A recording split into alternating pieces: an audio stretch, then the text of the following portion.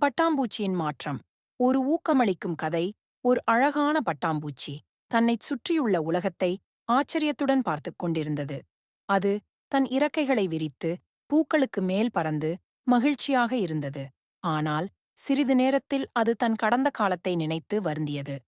நான் ஒரு சிறிய புழுவாக இருந்தபோது எவ்வளவு அசிங்கமாக இருந்தேன் என்று தனக்குத்தானே சொல்லிக் கொண்டது. எல்லா உயிரினங்களும் என்னை வெறுத்தன. ஆனால் இப்போது நான் எவ்வளவு அழகாக இருக்கிறேன்.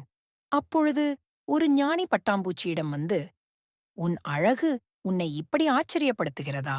என்று கேட்டார். பட்டாம்பூச்சி தலையாட்டியது. ஞானி சொன்னார், "உன் அழகு உன்னை ஆச்சரியப்படுத்துவது போலவே உன் வாழ்க்கையும் உன்னை ஆச்சரியப்படுத்த வேண்டும். நீ ஒரு சிறிய புழுவாக இருந்தபோது நீ உன்னை ஒரு பட்டாம்பூச்சியாக மாற்றிக்கொள்ள வேண்டும் என்ற கனவை கண்டாய்.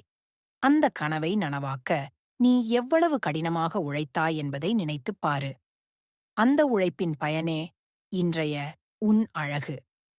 பட்டாம்பூச்சி தன் கடந்த காலத்தை நினைத்துப் பார்த்தது. அது ஒரு சிறிய புழுவாக இருந்தபோது ஒரு பாதுகாப்பான இடத்திலிருந்து வெளியே வந்து ஒரு கூட்டில் உட்கார்ந்து கொண்டது. அந்த கூட்டிலிருந்து வெளியே வர அது எவ்வளவு கஷ்டப்பட்டிருக்கும் என்பதை நினைத்துப் பார்த்தது. ஞானி தொடர்ந்தார், "வாழ்க்கை என்பது மாற்றங்களால் நிறைந்தது. நீ ஒரு புழுவாக இருந்தபோது நீ ஒரு பட்டாம்பூச்சியாக மாற வேண்டும் என்ற கனவை கண்டாய். இப்போது நீ ஒரு பட்டாம்பூச்சியாக இருக்கிறாய். உன் வாழ்க்கையில் இன்னும் பல மாற்றங்கள் வரலாம். அந்த மாற்றங்களுக்கு பயப்படாமல் அவற்றை ஏற்றுக்கொண்டு உன் வாழ்க்கையை இன்னும் அழகாக்கிக் கொள்." பாடம். மாற்றம் என்பது வாழ்க்கையின் ஒரு பகுதி. கடின உழைப்பின் மூலம் நாம் நம் கனவுகளை நனவாக்கலாம். வாழ்க்கையை நேர்மறையாக பார்க்க வேண்டும்.